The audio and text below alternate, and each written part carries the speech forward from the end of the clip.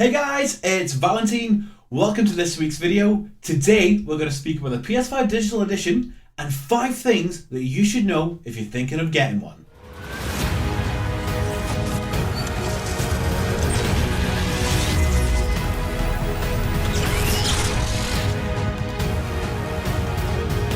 Hi guys, welcome to the channel.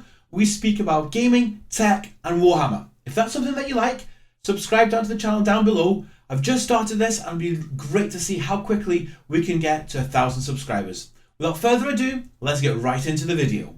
It took me a while, but I finally got my PS5 just over a month ago.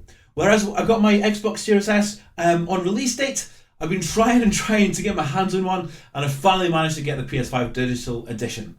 Now with the Series S, when I got it, there was lots of improvements from my old Xbox One, but a lot of it was just quality of life improvements like your speed of loading, quick resume, and then obviously the benefits of Game Pass. Whereas with the PS5, this is truly a next-gen machine. I've been blown away by the performance of the console. So what I'm going to do is going to speak about 5 things that I think everyone should think about when they're deciding if to get a PS5 or if they're comparing the PS5 Digital to the full PS5 Disc Edition. Now, it's not a comparison between the two, and it's not a comparison between the Series S as well, which I will do at a later date. But nevertheless, let's get into it. So starting off with the design and look of the PS5 Digital, you cannot hide that this is one big console. Now, you can have the console both lying horizontally or standing vertically, like I have done in my setup. Now, you are relying using on the provided stand just to get more stability and also improved airflow. And believe it or not, the PS5 Digital is actually the smallest of the two PS5 consoles on the market.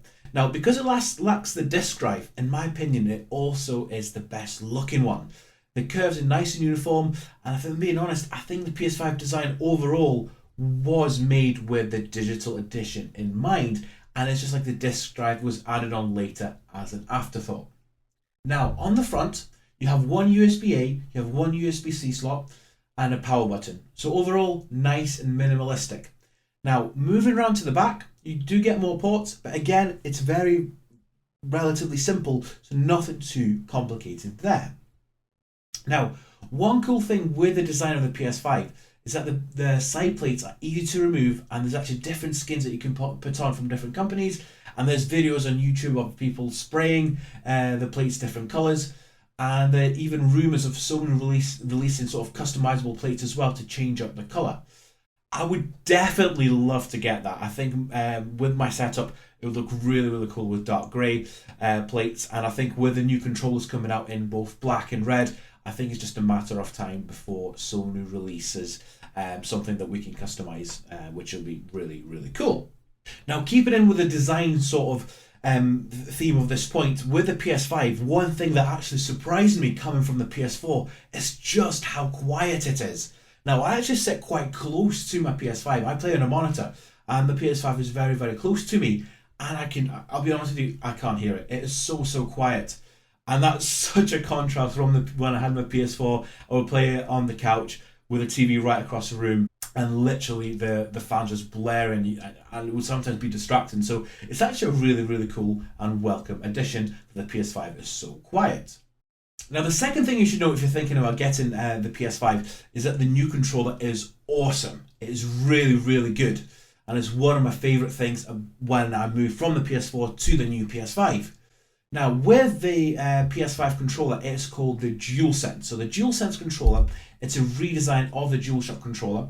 Now, it does keep the sort of the standard button layout of the older generations, but you get a more beefier design, which, if I'm honest, is a lot more comfortable. And on the standard models, you get a nice, cool grey and white colour scheme with the black accents, and also the grey and white buttons. Now, with the DualSense, you also get adaptive triggers. Now, this is actually a really, really cool addition. And what it means is that the resistance for the triggers on the back of the controller changes depending on what game you're playing or what you're doing within the game. For example, if you're shooting a different type of gun in a shooting game, you'll get different sort of feedback. If you're playing a racing game, if you're braking and accelerating, it changes the resistance there. Overall, it just adds to the immersion within the game.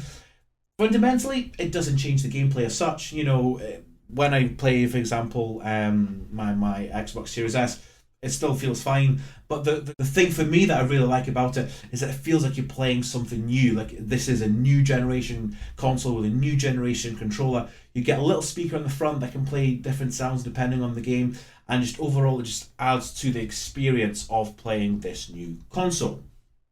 Now, moving on to point number 3, and arguably one of the more important points if you're thinking of the PS5 Digital, since all the games you will be getting for the console will come from the PlayStation Network and you'll be downloading them to the hard drive. Now, the size of the hard drive is 825 gigabytes. In real life, that is about 670 gigabyte of usable storage. And what that means in real world use, that's about 8 games that you can have installed. I personally sort of end up juggling the games that I want to have on. If I'm not playing it, I take them off and install the ones I want to. It's not the end of the world. You can expand the storage like you can with the Xbox Series S and X. The issue at the moment is that the external storage, you can only have PS4 games on it, but there will be an update coming this summer, so very, very shortly, where you can have PS5 games on the external storage, and that is really, really good. And I think with a digital edition, it'll definitely be a no-brainer to use that facility. Now, another point to sort of think about with it being digital and obviously everything going onto the hard drive, the pricing structure will be quite strict for the newer games. For example, the new games are either $59.99 for games such as Outriders, or even $69.99 for like exclusive games such as Returnal. What it also means is that there's no second-hand market, and for me that's actually quite a big point. With my PS4, I loved going to second-hand game shops, especially later on in the generation, and just looking at all those cheap games you can get that you may have never thought of playing, but picking it up, for next to nothing and having a really good time. So now that's essentially not a thing. You're just reliant on the PlayStation Network to get your games. Now, it's not the end of the world. You do get deals virtually all the time, but at the same time, I think that's one thing that I will miss coming from the PS4 to the PS5 Digital. Now, point number 4 is the price of the PS5. Now, the PS5 Digital Edition is obviously the cheaper of the two PS5 variants. In the UK, the price for the digital is £359, which is about $399. In itself, that's £90 less than the full priced console. The cool thing with this setup here is that essentially it's the same console, but with just the disk drive being absent between the two consoles, unlike with the Microsoft offering on the Xbox Series S and X, because you get, not only you don't get the disk drive with the Series S, but you also get much lower performance. So here, it's essentially up to the consumer, up to yourself, whether you want to pay that extra £90 to get advantage of that Blu-ray disc drive. For myself personally, and the way that I'll be playing games for the next couple of years, I'll be mainly playing, brand new releases. And the way that I had it on my PS4, most new games I actually downloaded straight to my console. As I mentioned, you are going to lose out on getting those second-hand games. But at the same time, I think at this moment in the generation, it's not the end of the world. There will be a video coming on my channel where I'll actually compare whether it's worth paying that little bit more to get the full price PS5. Nevertheless, this video is not about that.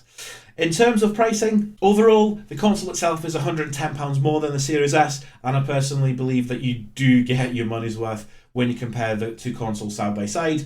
And obviously you get access to the massive library of PlayStation exclusives, which is one of the main points why I went for the PS5 in the first place. Now, moving on to the last point, point 5, and it's a bit of a weird one. What I want to say is that the PS5 is a truly, truly next-gen machine. It's actually mind-boggling the amount of power that you get. And even now, with the the limited amount of games still released, we're still in the infancy of the console. It's only been out for 6 months. And already the sort of the level of games we're getting. And not only the new games. For example, I've been playing God of War, which is a 3-year-old game, and it plays at 4K 60 frames per second perfectly, and the crispness and the sharpness of the visuals is just phenomenal. So not only new games get phenomenal treatment, but older games get a new lease of life as well, which is the primary reason I got rid of the PS4, is because you can still play the older games on the PS5 and the PS5 Digital, but you get the improved performance, which I think is really, really good. Now, the crazy thing as well, since we've just started this console generation, I can't wait to see what developers come out with in the next sort of 18 months to 2 years, because like we all know, the further you on you get into the generation, the more developers get used to the platforms they're developing on. I'm sure we'll see some fantastic results. And another thing that I sort of want to mention as well with, for example, PS5 exclusives, is that when developers will, when they're going to be developing for the PS5, the way that Sony have done the dual consoles both being the same power, developers don't need to develop the same game for a lower powered machine like they do, for example, with a Series S. And I think over time it will actually show with PS5 exclusives potentially having, a better finished product than in comparison to the Microsoft ones for the Xbox Series S and X. But who knows, overall, I'm just really excited just to play more games that take full advantage of the PS5. So there you go, guys. That's the 5 points I wanted to speak about the PS5 Digital. Now, I've only had the console for 6 weeks, so there'll be a lot more videos and new content coming over the weeks and months. I'll be doing a comparison video with the Series S and the PS5 Disc Edition as well. If you've got any questions or anything, feel free to leave me a comment. But thanks for watching, and I'll see you in the next video.